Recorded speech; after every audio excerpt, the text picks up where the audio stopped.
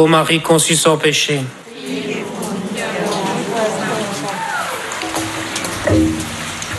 Que cherchez-vous ? Demande Jésus aux deux disciples. Où demeures-tu ? Lui répondent-ils. Frères et sœurs, Jean-Baptiste vient de désigner Jésus comme l'agneau de Dieu. Une identification, une parole saisie au vol, une mise en route.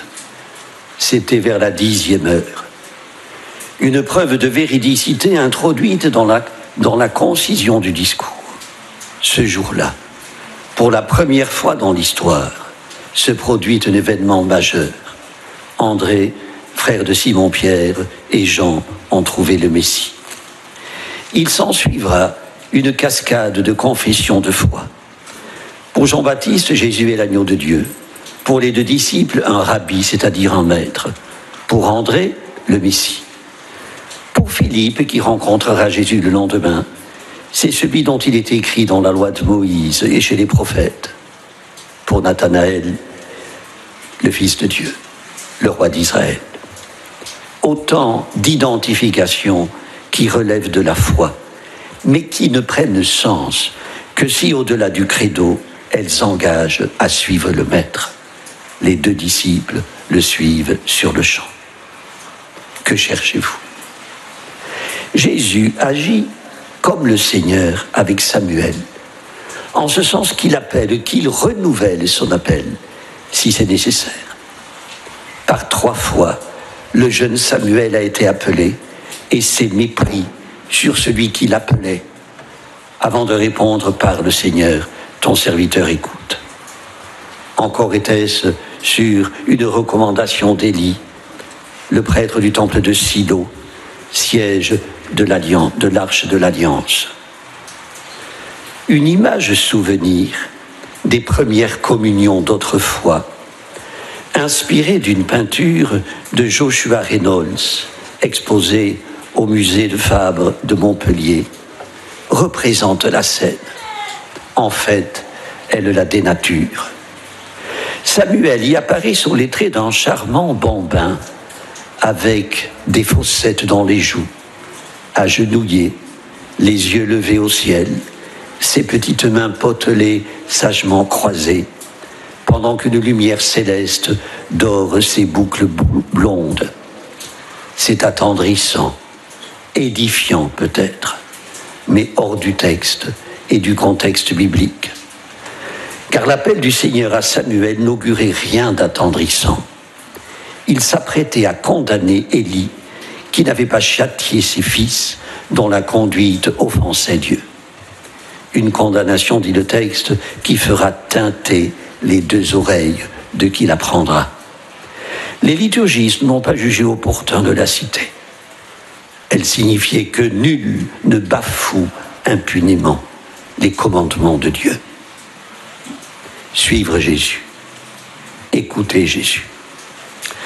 Frères et sœurs, nous nous déclarons tous disposés à le faire, mais à notre façon, sur la pointe des pieds, quelquefois en traînant les pieds, quelquefois même à reculons. La voie que propose Jésus est exigeante, oblige à des renoncements, sinon à des arrachements. Elle n'intègre pas les tergiversations, les atermoiements pour concilier l'inconciliable. Elle conduit à renverser bien des barrières, notamment celle de la peur.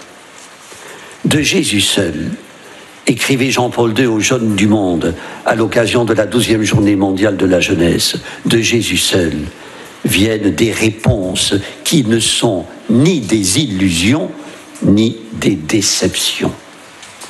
Un choix de vie radical, autant pour ceux qui se consacrent à Dieu que pour ceux qui, présents dans le monde, doivent témoigner en tant que membres du corps du Christ. Le monde, si merveilleux et riche qu'il soit, ne comble pas. Dans la variété de ses richesses, il demeure précaire et fugace. L'épreuve de la pandémie, qui nous conduit à en faire l'expérience, devrait avoir pour effet de poser et reposer bien des questions. Celle-ci, par exemple. Seigneur, que veux-tu ? Seigneur, qu'attends-tu de nous ? Frères et sœurs, c'est dans nos profondeurs que nous sommes ébranlés, questionnés, remis en cause, renvoyés à celui dont les décisions sont insondables, les chemins impénétrables. Des questions qui viennent de loin, rendues plus aiguës par l'incroyance anesthésiante dans laquelle nous baignons. Des questions qui se résument en une seule, Rabbi, où demeures-tu ? Si vous adressez sincèrement cette question à Jésus, disait Jean-Paul II aux jeunes, vous entendrez sa réponse et recevrez de lui le courage et la force de le suivre. C'est vrai pour les jeunes et c'est vrai pour les moins jeunes. Je n'ai aucune idée du nombre de ceux qui, consciemment ou inconsciemment, cherchent Dieu. Je crois qu'ils taisent leur secret désir de trouver sa demeure. En revanche, je sais qu'on ne cherche pas Dieu comme on rêve de vacances sous les tropiques. Il faut le chercher vraiment. Conseiller Saint Benoît aux novices qui venaient d'entrer dans son monastère, vraiment, c'est-à-dire en mettant le prix, un prix quelquefois lourd à payer, parce que le Dieu de la Bible a des courroux redoutables. Le peuple hébreu en fit maintes fois l'expérience. Mais depuis Bethléem, le Dieu de la Bible, qui en maintes occasions a cédé à la colère, tonné sur la montagne du Sinaï, embrasé par le feu, le Dieu de la Bible s'est fait le Dieu du peuple de la plaine, enfant de la crèche. Il ne foudroie plus, mais embrase, illumine de toute manière, ce qui continue de faire hurler les démons. Aujourd'hui, frères et sœurs, il ne se lasse pas d'appeler chacun par son nom, aussi bien celui qui croit l'avoir définitivement congédié que celui qui le cherche à tâtons ou avec obstination. Avec Jésus, la question est toujours susceptible d'être retournée, disait Jean-Paul II. L'interrogeant interrogé, le chercheur cherché. Interroger, chercher par lui pour le suivre et demeurer auprès de lui. Aujourd'hui, si nous le voulons, il ne dépend que de nous. Amen. Prions le Seigneur. Dieu notre Père, toi qui en ton Fils bien-aimé nous appelles tous à partager ta vie, donne-nous de grandir dans l'écoute et la fidélité à ta parole, en témoin contagieux de l'Évangile, par Jésus le Christ notre Seigneur.